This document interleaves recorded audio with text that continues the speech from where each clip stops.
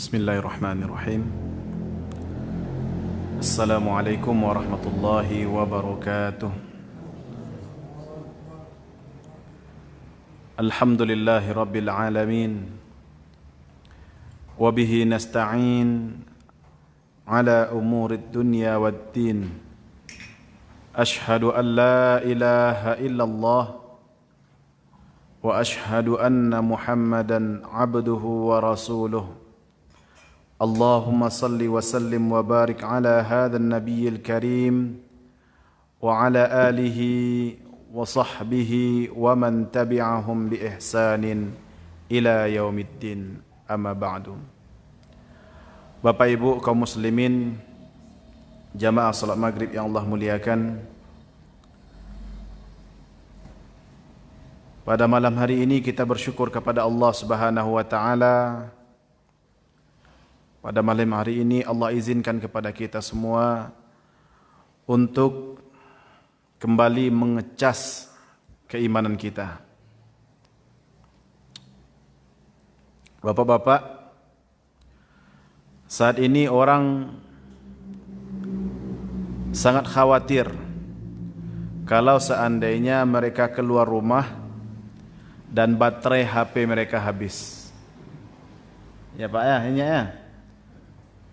Camihnya baterai HP-nya habis, sehingga untuk mengakali supaya baterai mereka bertahan lama, maka dicarilah kalau beli HP, cari HP yang paling kadang baterainya. Dan kalau perlu dibeli pula yang namanya power bank. Supaya apa? Supaya nanti ketika mereka keluar rumah, mereka tetap bisa berkomunikasi dengan siapapun yang mereka inginkan. Seharusnya kekhawatiran yang sama mesti kita bawakan dalam masalah iman. Iman kita ini Bapak Ibu bisa bertambah dan bisa berkurang. Al-imanu yazidu wa yanqus. Iman itu bertambah dan berkurang. Yazidu bit-ta'ah wa yanqus bil ma'siyah. Iman itu bisa bertambah dengan ketaatan dan berkurang dengan kemaksiatan. Maka seharusnya kita lebih sering mencas keimanan kita, lebih sering lagi dibandingkan kita mencas HP atau gadget yang ada di tangan kita. Maka ini Bapak Ibu yang Allah muliakan, alhamdulillah kita bersyukur pada malam hari ini Allah berikan kesempatan kepada kita untuk kembali mencas HP, mencas keimanan kita. Ya. Kemudian tidak lupa kita doakan semoga salawat dan salam selalu tercurah untuk Nabi kita Muhammad sallallahu alaihi wasallam. Beliaulah cerminan, tauladan bagi kita dalam menjalani kehidupan ini. Beliaulah seorang nabi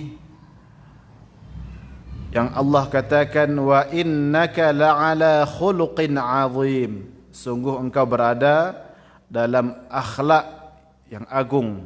Ya. Maka insyaallah taala pada malam hari ini kita akan mengkaji salah satu dari sifat-sifat yang mulia dari Nabi kita Muhammad sallallahu alaihi wasallam. Satu sifat Bapak Ibu yang Allah muliakan, yang mungkin di zaman sekarang semakin hari semakin berjalannya waktu semakin tergerus sifat ini dari diri kebanyakan orang. Itu apa Pak? Sifat rasa malu. Kalau kita melihat sekarang di media sosial, saya sampai geleng-geleng kepala. Ada emak-emak ya, atau yang sudah nenek-nenek atau bapak-bapak yang sudah berumur ikutan bermain sebuah aplikasi yang namanya TikTok. Menganya sinanda? Bajoget-joget ya, mencari perhatian orang supaya videonya itu viral dan mereka ketepikan sejauh-jauhnya mereka. Maka hal ini Bapak Ibu yang Allah muliakan, perlu kita kembali menyadari bahwasannya sifat malu atau rasa malu itu sangat penting bagi kita sebagai seorang Muslim dalam menjalani kehidupan kita ini. Rasa malu yang dimaksud Bapak Ibu yang Allah muliakan yaitu rasa malu yang sebagaimana dijelaskan oleh Al-Imam Ibn Hajar Al-Asqalani dalam kitab beliau Fathul Bari. Apa itu sifat malu atau rasa malu? Khuluqun yamnahu Allahul abda wa yujallibuhu alaihi fayukaffihi an irtikabil qabaih war razail. Yaitu satu sifat yang Allah anugerahkan kepada seorang hamba sehingga dengan sifat itu dia tercegah dari perbuatan keji dan hina. Wa yahuthuhu ala fi'lil jamil. Dan dengan sifat itu dia pun termotivasi untuk mengerjakan sebuah pekerjaan atau amal kebaikan. Jadi Bapak Ibu yang Allah muliakan, rasa malu itu sebenarnya rem bagi kehidupan kita yang selalu laju. Ya. Rasa malu itu bisa merem seseorang atau mencegah seseorang untuk mengerjakan suatu perbuatan yang keji dan hina. Tapi kalau rasa malu sudah tidak ada, sado dilando, sado disantuangnya, sado di kerajuan. Bapak Ibu yang Allah muliakan, rasa malu ini sangat penting ada dalam diri seorang Muslim, karena Nabi kita Muhammad sallallahu alaihi wasallam mengatakan bahwasanya rasa malu itu adalah bahagian dari keimanan. Pernah suatu ketika Nabi kita Muhammad sallallahu alaihi wasallam beliau berjalan dan melihat seorang laki-laki dari kaum Ansar sedang menasihati atau sedang memarahi saudaranya. Yang mana laki-laki ini marah gara-gara saudaranya ini sudah dirugikan oleh rasa malunya sendiri. Dan di sini ketika Nabi melihat, justru Nabi menegur laki-laki yang marah ini. Dan beliau katakan, da'hu, tinggalkan dia, tinggalkan saudaramu ini. Fa innal haya'a minal iman. Karena sesungguhnya rasa malu itu bahagian dari keimanan. Dan juga Bapak Ibu yang Allah muliakan, Nabi kita Muhammad sallallahu alaihi wasallam dalam hadis yang diriwayatkan oleh Imam Ibnu Majah dengan sanad yang sahih, Nabi kita mengatakan, inna likulli dinin khuluqan. Sesungguhnya setiap agama itu punya akhlak. Sesungguhnya setiap agama itu punya akhlak. Wa khuluqul Islam al-haya. Dan yang menjadi akhlak dalam agama Islam itu adalah rasa malu. Jadi kalau seandainya rasa malu sudah dikaitkan sebagai akhlak sebuah agama Bapak Ibu, berarti ini bukanlah satu sifat yang remeh, tapi satu hal yang penting yang mesti dimiliki oleh setiap Muslim. Dan Nabi kita juga mengatakan, al-haya'u la ya'ti illa bi khairin. Rasa malu itu hanya mendatangkan kebaikan. Ya. Bapak Ibu yang Allah muliakan, dan juga rasa malu ini merupakan sifat dari orang-orang yang soleh. Sifat orang-orang soleh. Seperti yang dikatakan oleh Rasulullah sallallahu alaihi wasallam dalam hadis riwayat Imam Muslim rahimahullah, bahwasanya Utsman bin Affan inilah salah seorang sahabat yang sangat pemalu. Saking pemalunya beliau, sampai-sampai malaikat pun malu kepada beliau. Dan Rasulullah mengatakan, satu ketika pernah Rasulullah sedang duduk di sebuah bi'ir, di sebuah sumur. Lalu ketika Utsman datang, awalnya pakaian Nabi terbuka sampai ke paha. Ketika Utsman masuk, langsung beliau cepat-cepat menutupnya. Ketika itu ada salah seorang sahabat bertanya kepada Rasulullah, wahai Rasulullah, kenapa ketika Utsman masuk engkau tutup paha engkau? Dan Nabi kita mengatakan, ala astahyi min rajulin tastahi minhul malaikah. Tidakkah sepantasnya aku malu kepada laki-laki, kepada seorang laki-laki yang malu kepada dia. Maka ini Bapak Ibu yang Allah muliakan, sifat malu merupakan sifat orang-orang yang soleh. Di sini Bapak Ibu yang Allah muliakan, di samping kebaikan-kebaikan yang dihasilkan oleh rasa malu atau sifat malu, terkadang kita dalam kehidupan sehari-hari sering juga mendengar ungkapan-ungkapan atau sifat malu ini disematkan kepada hal yang negatif. Contoh, ada peribahasa, malu bertanya, sesat di jalan. Atau apa lagi yang berkaitan dengan rasa malu? Ya. Intinya Bapak Ibu yang Allah muliakan, mungkin kita beranggapan atau bertanya-tanya, apakah sifat malu ini ada yang baik atau ada yang buruk? Atau ada yang terpuji atau adakah yang tercela? Di sini Bapak Ibu yang Allah muliakan, perlu kita jelaskan, rasa malu atau sifat malu itu ada dua macam. Yang pertama, malu kepada Allah Subhanahu wa taala. Malu kepada Allah Subhanahu wa taala. Dalam hal ini, semua sifat malu kepada Allah Subhanahu wa taala ini disebut dengan sifat malu yang terpuji atau yang baik. Dan tidak ada sifat malu kepada Allah ini yang tercela. Adapun jenis yang kedua, yaitu sifat atau rasa malu kepada sesama manusia. Yang Allah muliakan, ini ada yang terpuji dan ada yang tercela, atau ada yang baik, ada yang tidak baik. Ya. Sebelum kita masuk kepada dua penjelasan ini Bapak Ibu, Nabi kita Muhammad sallallahu alaihi wasallam, beliau adalah seorang nabi yang sangat pemalu. Bahkan dikatakan oleh salah seorang sahabat bahwasanya Nabi SAW asyaddu haya'in minal 'adhra fi khadriha.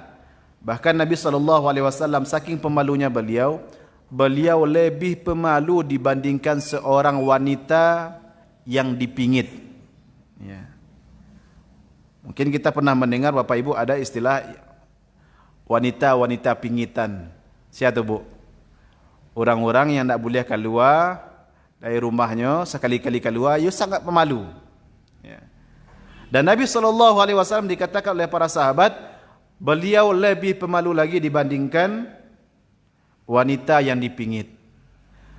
Dan dikatakan juga oleh para sahabat bahwasanya kalau seandainya ada sesuatu yang tidak Nabi senangi dari kami, arafnahu min wajhi. Ya. Kami tahu ketidaksenangan Nabi itu dari wajah beliau. Nabi kita Muhammad SAW berkulit putih. Dan beliau Bapak Ibu, kalau marah atau ada satu hal yang tidak beliau sukai, itu memang tampak dari wajah beliau. Dan sebuah riwayat dikatakan ketika Nabi marah, wajah beliau merah padam. Ya. Dan ini memang tampak apa suasana hati Nabi dari wajah beliau SAW. Dan beliau adalah seorang yang sangat pemalu. Bapak Ibu yang Allah muliakan, rasa malu kepada Allah Subhanahu wa taala ini merupakan rasa malu yang mesti kita tanamkan sedalam-dalamnya ke dalam hati kita. Rasulullah Nabi kita Muhammad sallallahu alaihi wasallam dalam hadis yang sahih beliau mengatakan, istahyu minallahi haqqal haya. Wahai sahabatku, ini nasihat yang Rasulullah sampaikan kepada para sahabat dan juga nasihat bagi kita semua Bapak Ibu. Nabi katakan, wahai orang-orang yang beriman, wahai para sahabat, malulah kepada Allah Subhanahu wa taala dengan sebenar-benar rasa malu. Kemudian ada salah seorang sahabat mengatakan, ya Rasulullah, inna nastahyi walhamdulillah. Wahai Rasulullah, kami lay malu.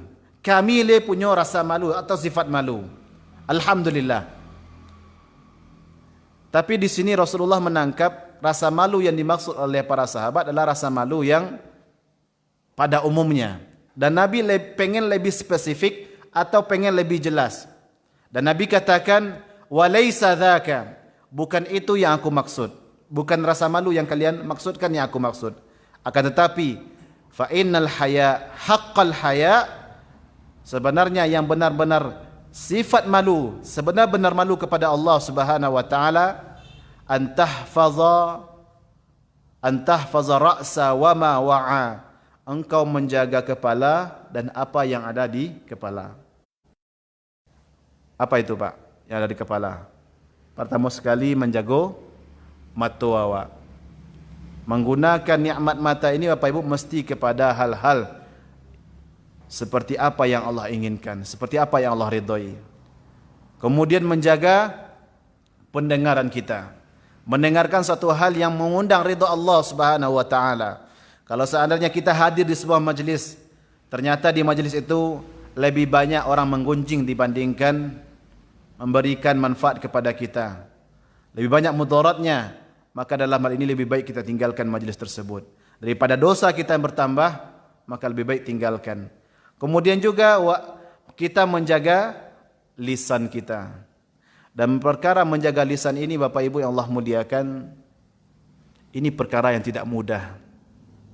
Betapa banyak orang-orang yang lisannya latah dalam berbicara keburukan orang lain. Betapa banyak orang yang lisannya dia gunakan untuk memfitnah orang lain. Betapa banyak orang menggunakan lisannya untuk mengadu domba orang lain. Dalam hal ini Bapak Ibu yang Allah muliakan, bahkan para ulama sendiri ya dikatakan innal ghibah fawakihul ulama. Ghibah, dosa bergunjing ya. Bergunjing itu bahkan itu dikatakan sebagai buah-buahannya para ulama. Artian orang sekelas ulama pun juga tidak sedikit yang terjatuh ke dalam dosa ghibah. Apalagi kita-kita yang bukan ulama. Maka di sini Bapak Ibu yang Allah muliakan, antahfaza ra'sa wa ma wa'a. Malu sebenar malu kepada Allah adalah menjaga kepala dan apa yang ada di kepala. Mata, telinga, lisan dan juga fikiran kita. Ya. Kemudian Nabi lanjutkan, malu sebenar malu adalah antahfaza batna wa ma wa'a wa ma hawa. Menjaga perut dan apa yang ada dalam perut. Di sekitaran perut kita ini Bapak Ibu ada yang namanya hati kita. Kita mesti menjaga kesucian hati kita. Dan hati kita ini Bapak Ibu, kalau kita lakukan satu dosa, dia akan muncul bintik. Lakukan dosa yang lain, muncul lagi satu bintik hitam. Lakukan dosa sampai akhirnya hati kita ini bisa jadi hitam, legam dan keras. Dan semua itu bisa disucikan dengan istighfar. Memohon ampun kepada Allah, memperbanyak berdoa dan mohon ampun kepada Allah dan beramal soleh. Maka ini Bapak Ibu yang Allah muliakan, menjaga hati. Kemudian juga menjaga lambung kita, yaitu dari makanan-makanan yang akan mengundang murka Allah Subhanahu wa taala.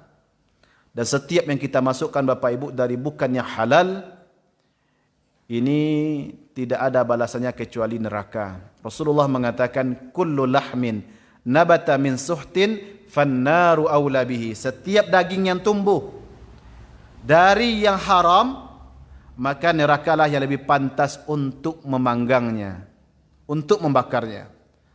Maka di sini Bapak Ibu, malu sebenar malu kepada Allah adalah menjaga perut dan apa yang ada di sekitaran perut.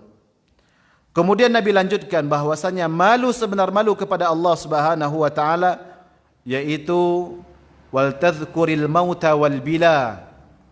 Kita memperbanyak mengingat bahwasanya kita akan mati dan jasad kita ini akan membusuk. Bapak Ibu yang Allah muliakan, orang kalau benar-benar malu dia kepada Allah Subhanahu wa taala akan terfikirkan dia. Akan terfikirkan olehnya, satu saat saya akan menghadap Allah. Lalu dengan kondisi seperti inikah saya akan menghadap Allah? Orang Bapak Ibu yang Allah muliakan dipanggil oleh pejabat, anggaplah dipanggil oleh wali kota, pasti dia malu bertemu dengan wali kota dengan baju compang-camping atau baju yang biasa dia pakai di rumah biasanya.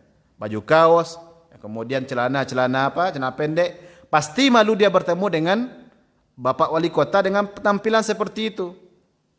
Maka kita pun Bapak Ibu yang Allah muliakan mesti kita berpikir, lain takkah malu bertemu dengan Allah dengan kondisi amal yang seperti ini? Dengan kondisi keimanan, dengan kondisi perbuatan yang selama ini, justru yang lebih banyak adalah amal-amal dosa. Maka ini Bapak Ibu yang Allah muliakan, ya, kita sadarilah satu saat nanti semua kita tidak terkecuali, hanya waktu saja yang berbeda Pak. Ya. Bahwasanya kita akan menghadap Allah Subhanahu wa taala, mesti kita siapkan supaya jangan malu di hadapan Allah nanti. Dan kita sadari bahwasanya semua jasad kita ini juga akan membusuk. Ya. Lalu Bapak Ibu yang Allah muliakan, yang terakhir Nabi katakan, malu sebenar malu. Wa man arada al-akhirata taraqa zinatad dunya. Siapa yang menginginkan hari kiamat, hari akhirat, maka hendaklah dia meninggalkan perhiasan dunia. Mengenai perhiasan dunia ini Bapak Ibu yang Allah muliakan, bolehkah seseorang memiliki perhiasan dunia, memiliki harta? Ya. Di sini sah-sah saja Bapak Ibu, boleh. Seseorang boleh memiliki harta, menguasai, meletakkan dunia di tangannya. Tapi mesti kita ingat, kalau sekiranya kita mampu menjadikan dunia ini sebagai wasilah, sebagai jembatan untuk mendapatkan kebahagiaan akhirat, maka tidak ada masalah. Kita dapat harta, kita sedekahkan. Dapat harta, bantu orang lain. Dapat nafkah yang terbaik untuk keluarga kita. Tidak ada masalah. Tapi kalau seandainya banyak harta justru akan melupakan kita terhadap akhirat, maka dalam hal ini lebih baik kita meninggalkan sesuatu yang akan melenakan kita. Dan Nabi kita mengatakan Bapak Ibu yang Allah muliakan, boleh kita iri kepada orang lain kalau seandainya orang lain ini punya harta dan kita boleh iri kepada dia. Ya. Iri dalam artian dia punya harta, orang lain ini punya harta. Dengan hartanya dia infakkan, dia rajin bersedekah, membantu orang lain, memberangkatkan si anu si fulan untuk ke tanah suci, kemudian membantu semua orang kesulitan di kampungnya. Boleh kita iri kepada, tapi pulau kita nasar itu pengen pulau kita babuik seperti itu. Ini boleh Bapak Ibu, dan ini tidak dianggap seperti dengan sifat dengki. Ini tidak dianggap sebagai iri, tidak dianggap hasad. La hasada illa fitnaini, ya.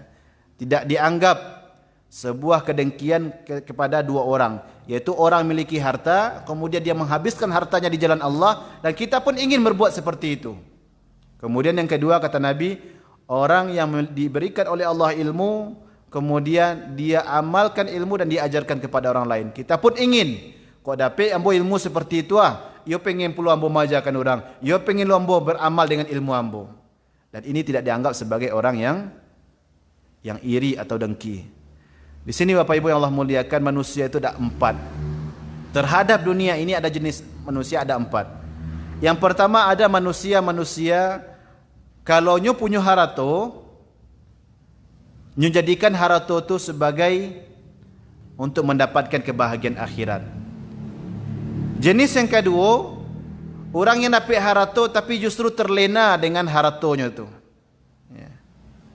Lalu yang ketiga Bapak Ibu yang Allah muliakan, orang yang dapat harato doh, tak kayunya dari dunia, miskinnya, tapi tetap berupayanya, ia bisa bersabar, kemudian ia berharap biarlah di dunia miskin tapi di akhirat nanti berbahagia. Kita Bapak Ibu, kau tak menjadi tipe yang pertama, paling tidak jadi tipe nomor 3 bah. Ya. Ialah nak kayu di dunia, tapi di akhirat nanti kita hidup bahagia. Nampak yang sansara tu Bapak Ibu yang nomor 4 bah. Siatu tipe nomor 4, yaitu orang-orang ketika di dunia miskin, hidup susah, makan susah, tapi jauh dari Allah Subhanahu Wa Taala. Ndak sembayang, ndak puasa, ndak beribadah. Di dunia hidup payah, di akhirat juga dapat siksa. Inilah seburuk-buruk manusia Bapak Ibu yang Allah muliakan. Jadi ini, seharusnya kita kalau ingin mendapatkan kebahagiaan di akhirat, mendapatkan kedudukan yang mulia di akhirat, Bapak Ibu yang Allah muliakan, kita meninggalkan perhiasan dunia ini. Kalau sekiranya perhiasan dunia ini akan melenakan kita, akan membuat kita lupa terhadap akhirat. Ya. Dan Nabi katakan Bapak Ibu, siapa yang melakukan 4 hal ini, faqad istahya minallah haqqal haya.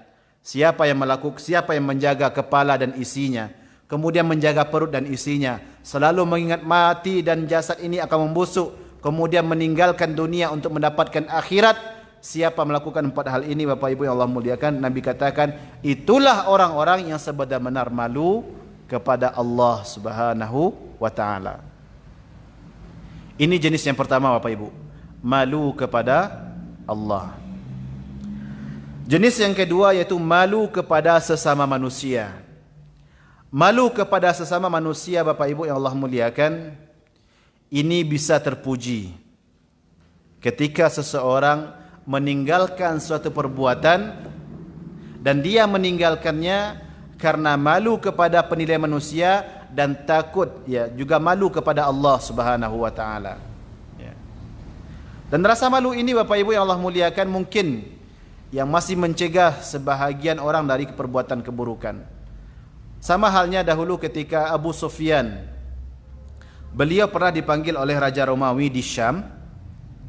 Kemudian ditanyakanlah kepada Abu Sufyan ini tentang Nabi Muhammad sallallahu alaihi wasallam. Saat itu Abu Sufyan belum masuk Islam. Dan ketika ditanya oleh Raja Romawi kepada Abu Sufyan tentang Nabi Muhammad sallallahu alaihi wasallam, Abu Sufyan menceritakan sejujur-jujurnya, apa adanya, tidak berbohong, tidak ditambah, tidak dikurangi.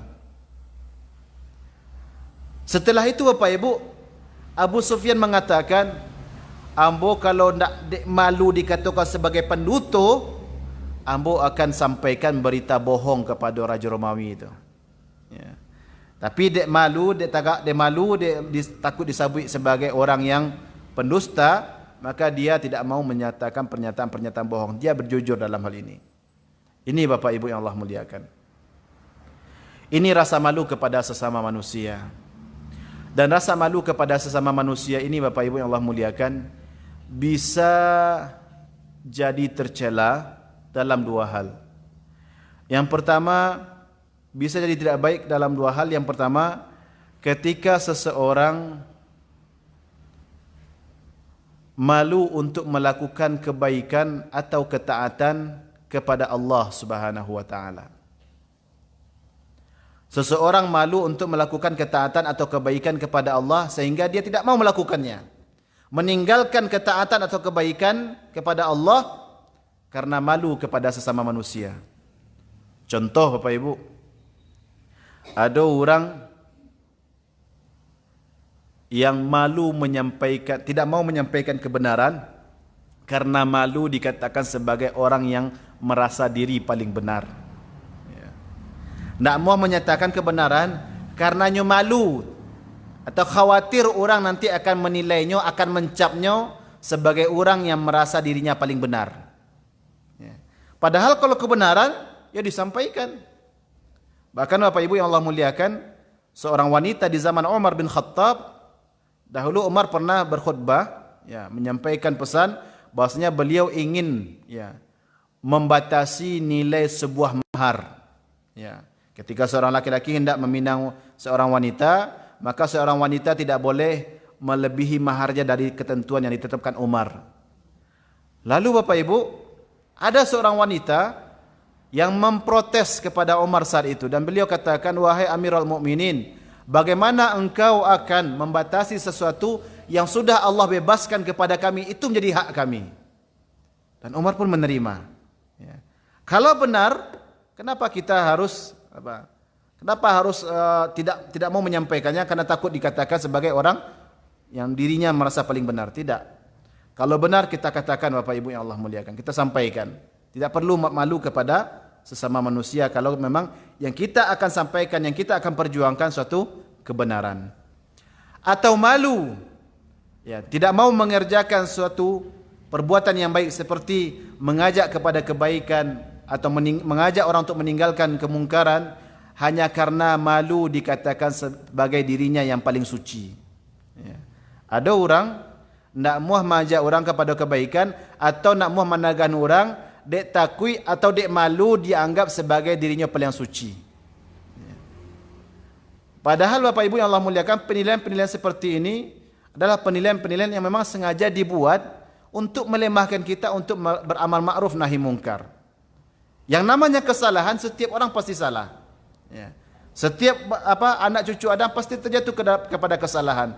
Tapi seseorang ketika sudah salah, dia bertaubat. Bukan berarti awak majak orang bantu awak saja nak pernah berdosa, bukan seperti itu. Kita pun boleh jadi akan terjatuh ke dalam dosa yang lain atau dosa yang sama. Tapi ketika ada saudara kita yang melakukan kemaksiatan, tetap kita ingatkan. Ada yang terjerumus dalam kemalasan, kita ajak, kita motivasi, ya. Kita ajak mereka kepada kebaikan. Maka penilaian-penilaian seperti ini Bapak Ibu tidak perlu diindahkan. Lalu yang selanjutnya, ada orang malu, ya, tidak mau melakukan satu kebaikan, semisal tidak mau berpenampilan lebih syar'i, hanya karena malu dianggap sebagai orang yang, sekarang ada penilaian, dianggap sebagai radikal, ya, atau dahulu dianggap sebagai teroris, macam-macam. Dan ini Bapak Ibu yang Allah muliakan, kita seharusnya ketika memang ingin berpenampilan syar'i, ya, ibu-ibu pengen menutup auratnya dengan lebih baik, atau bapak pengen berpenampilan terbaik ketika menghadap Allah atau dalam kesehariannya, maka tidak perlu malu dengan pandangan-pandangan atau penilaian-penilaian dari orang lain, karena itu suatu kebaikan. Dan kalau kita kedepankan rasa malu kita dalam hal ini, kita telah menempatkan rasa malu pada tidak tempatnya, ya. Dan juga Bapak Ibu yang Allah muliakan, termasuk rasa malu yang tidak boleh kita terapkan, yaitu adalah rasa malu dalam menuntut ilmu. Dalam berajaku Bapak Ibu yang Allah muliakan, tak boleh malu-malu dah, ya. Para ulama kita dahulu mengatakan, la yanalul ilma mustahyi wala mustakbir. Tidak akan pernah menerima atau tidak akan pernah seseorang mendapatkan ilmu kalau seandainya dia adalah seorang pemalu dan seorang yang sombong. Dalam berajaku Bapak Ibu yang Allah muliakan, tak boleh pemalu bana, tak boleh pula terlalu sombong, angkuh, ya. Di siku Bapak Ibu yang Allah muliakan, dalam belajar ini, kalau seandainya kita tidak tahu, maka bertanya. Ada yang ragu-ragu, ditanyakan. Ada yang kurang jaleh, bertanya, ya. Karena kalau dalam belajar ini kita malu-malu, ya, yang akan kesulitan juga kita pada akhirnya. Dan kalau kita lihat Bapak Ibu yang Allah muliakan, para sahabat dahulu ketika mereka belajar dari Nabi SAW, atau para sahabat belajar satu sama lain dengan sahabat lainnya, ini sangat luar biasa. Dikatakan oleh Aisyah radhiyallahu anha, ni'man nisaul ansar, ni'man nisaul ansar. Sebaik-baik wanita itu adalah wanita dari kalangan Ansar. Lam yamna'hunnal haya ayatafaqqahna fid din. Ya. Wanita-wanita Ansar itu tidak dihalangi oleh rasa malu mereka untuk berdalam-dalam dalam memahami agama. Dan memang Bapak Ibu yang Allah muliakan, wanita-wanita Ansar ini sangat luar biasa keilmuan mereka. Dan kalau kita lihat Bapak Ibu riwayat-riwayat tentang hal ini, bahkan para sahabat itu, para ulama-ulama kita, para sahabat generasi terbaik itu, mereka kalau bertanya, memang terkadang, ya, kita pun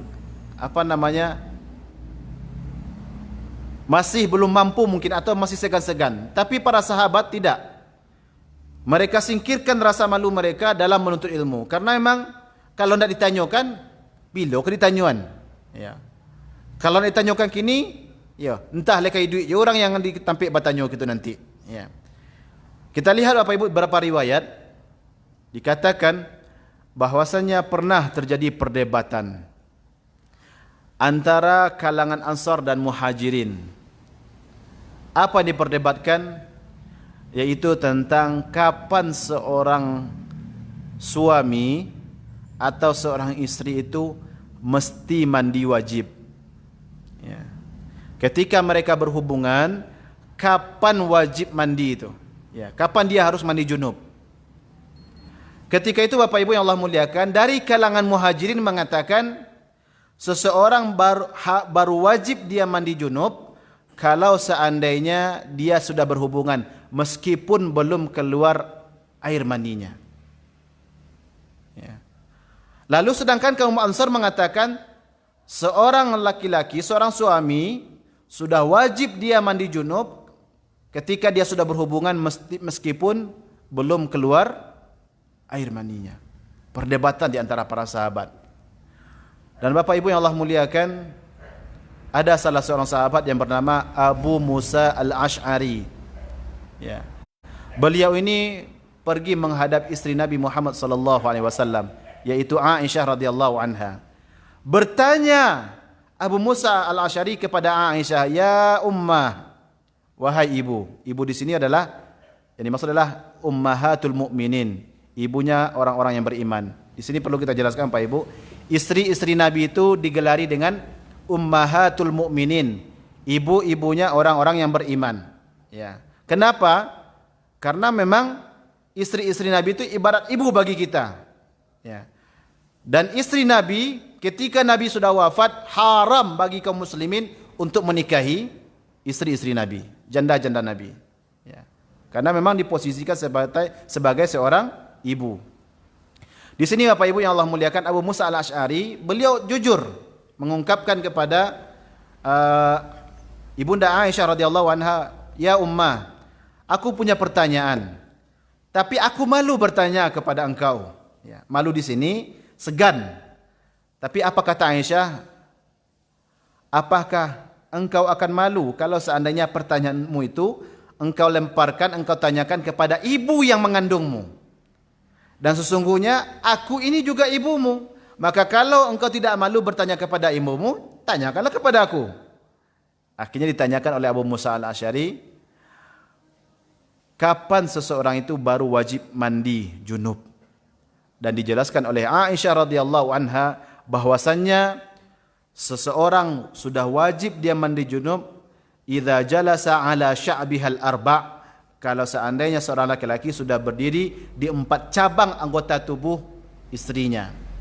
Waltaqal khitanul khitan, dan ketika sudah bertemu kemaluan dengan kemaluan, maka faqad wajabal ghuslu, maka sudah wajib dia mandi wajib. Dan ini Bapak Ibu yang Allah muliakan, penjelasan yang sangat jelas dari Ibunda Aisyah radhiyallahu anha. Suatu yang diperdebatkan oleh para sahabat bisa terselesaikan dengan pertanyaan yang ditanyakan kepada orang yang ahli. Dan juga Bapak Ibu yang Allah muliakan, malu bertanya dalam masalah ilmu ini akan membingungkan kita, dan boleh jadi ya, kita akan terjatuh kepada suatu dosa kalau seandainya tidak bertanya. Dan coba bayangkan Bapak Ibu yang Allah muliakan, kalau seandainya ya, orang-orang ya, yang meyakini pada awalnya baru wajib mandi junub ketika baru keluar air maninya, dan dia berkeyakinan seperti itu, sehingga dia ketika berhubungan walaupun meskipun belum keluar air maninya dia tetap solat tanpa mandi junub, ya seperti apa amalannya di mata Allah Subhanahu wa taala kalau seandainya ini tidak ditanyakan, kalau seandainya ini tidak dia ketahui, padahal dia ada tempat bertanya. Maka ini Bapak Ibu yang Allah muliakan. Ya. Terakhir Bapak Ibu yang Allah muliakan, berkaitan dengan rasa malu ini, kita sudah jelaskan tadi, rasa malu kepada sesama manusia bisa menjadi tidak baik ketika kita kedepankan rasa malu kita dalam melaksanakan ketaatan atau kebaikan kepada Allah Subhanahu wa taala. Dan Qadhi Iyad rahimahullahu taala mengatakan, sebenarnya ketika seseorang mengatakan dia malu padahal ketika dia melakukan sebuah ketaatan atau menunaikan suatu hak, tapi dia katakan dia malu, sebenarnya itu bukan rasa malu. Sebenarnya itu adalah kelemahan dan ketidakmampuannya dalam melakukan satu kebaikan, kemudian dia bersembunyi di balik rasa malunya. Ya. Seseorang suami malu untuk bekerja di sebuah pekerjaan yang mungkin di mata orang agak terhina. Padahal dengan pekerjaannya itu dia bisa memberikan nafkah kepada keluarganya. Dia tinggalkan karena rasa malunya, maka sesungguhnya itu bukan rasa malu. Itu hanya ketidakmampuan dia, kemudian dia bersembunyi di balik rasa malunya itu. Di sini Bapak Ibu yang Allah muliakan, ini yang pertama, yaitu malu yang tercela adalah ketika seseorang malu dalam melaksanakan ketaatan kepada Allah Subhanahu wa taala. Lalu yang kedua, rasa malu kepada sesama manusia ini juga bisa tidak baik ketika Bapak Ibu seseorang malu kepada manusia tapi tidak malu kepada Allah Subhanahu wa taala. Dia lakukan sebuah dosa dan dia kalau melakukan dosa itu di depan manusia ndak tak kerajon malu dinyo. Tapi kalau lah sorang-sorangnya hanya antara dia dengan Allah SWT nyo lakukan. Dan ini Bapak Ibu yang Allah muliakan, ketika para sahabat seperti Abdullah ibnu Mas'ud, beliau mendengar firman Allah, yastakhfuna minan nas wala yastakhfuna minallah. Mereka bersembunyi dari manusia tapi tidak bersembunyi dari Allah Subhanahu wa taala. Wa huwa ma'ahum, padahal Allah bersama mereka. Abdullah ibnu Mas'ud ketika menafsirkan ayat ini beliau katakan yastahyuna minan nas. Mereka malu kepada manusia, wala yastahyuna minallah, tapi tidak malu kepada Allah Subhanahu wa taala. Di sini Bapak Ibu yang Allah muliakan, betapa banyak orang-orang yang berselancar di dalam media sosial, dalam dunia internet. Ketika di hadapan orang lain dia tidak berani untuk melakukan larangan-larangan Allah, tapi ketika lah dak dimungko orang lainnya seorang sekecilnya, padahal ada Allah yang melihat, dia melakukan apa yang awalnya dia malu kepada manusia, tapi sekarang dia tidak malu lagi kepada Allah Subhanahu wa taala. Dan ini Bapak Ibu yang Allah muliakan, mesti kita ingat bahwasanya ketika seseorang malu kepada manusia tapi tidak malu kepada Allah Subhanahu wa taala dalam melakukan sebuah keburukan, ini sama saja meletakkan Allah lebih di bawah bandingkan manusia. Dan pernah seorang ulama dalam kitab Hilyatul Awliya dikatakan, ittaqi an taj'ala Allah ahwanun nazirina ilaika. Jauhilah, jangan sampai Allah Subhanahu wa taala lebih rendah dibandingkan orang-orang yang memperhatikanmu, dibandingkan orang-orang yang melihat kepadamu. Ini Bapak Ibu yang Allah muliakan.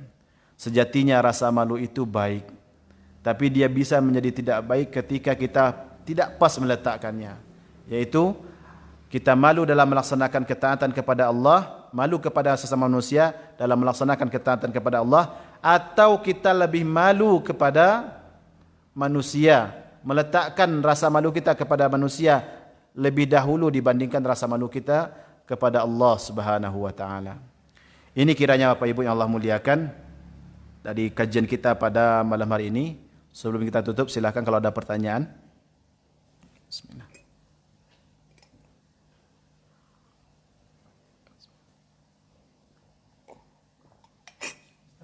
Ya, Pak.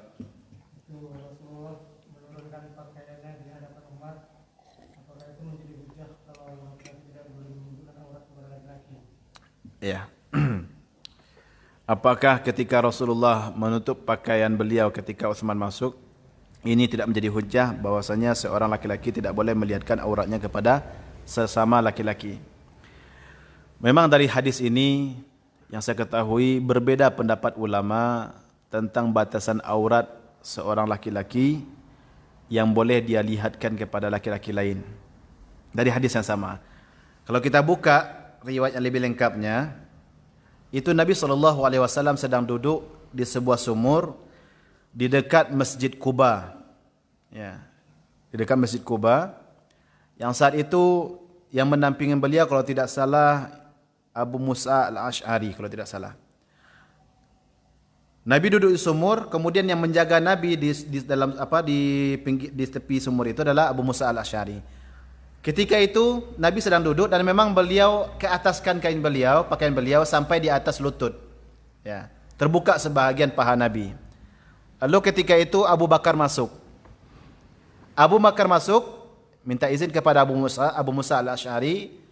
Lalu Nabi SAW, Abu Musa menyampaikan kepada Nabi, wahai Rasulullah, ini ada Abu Bakar. Ketika itu Nabi mengatakan, adzin lahu wa basyirhu bil jannah. Izinkan dia masuk dan berikan kepadanya berita baik bahwasanya dia salah satu penduduk surga. Ya. Dia dijanjikan surga. Lalu masuk yang kedua Umar bin Khattab. Dan Nabi pun mengatakan adzin lahu wa basyirhu bil jannah. Izinkan dia masuk dan sampaikan berita baik, dia adalah penduduk surga. Abu Bakar masuk, Umar masuk, Nabi tidak bereskan pakaian beliau, tetap beliau seperti apa adanya. Ya, pakaian beliau sedikit terbuka paha beliau, dan ketika Abu Bakar masuk, Umar masuk, tidak Nabi tutup. Sampai akhirnya Utsman yang masuk. Ya. Dan Nabi katakan adzillahu wa basyirhu bil jannah. Izinkan dia masuk dan sampaikan berita bahwa dia penduduk surga. Dan ini Bapak Ibu yang Allah muliakan, ketika Uthman masuklah baru Nabi SAW menutup paha beliau. Ya. Dari hadis ini, para ulama pun berbeda pendapat. Sampai mana batasan seorang laki-laki, aurat seorang laki-laki di hadapan laki-laki lainnya. Sebagian ulama mengatakan boleh seorang laki-laki melihatkan pahanya kepada laki-laki lain. Dari hadis ini juga dia berkesimpulan bahwasanya Nabi SAW tidak menutup paha beliau ketika Abu Bakar dan Umar masuk.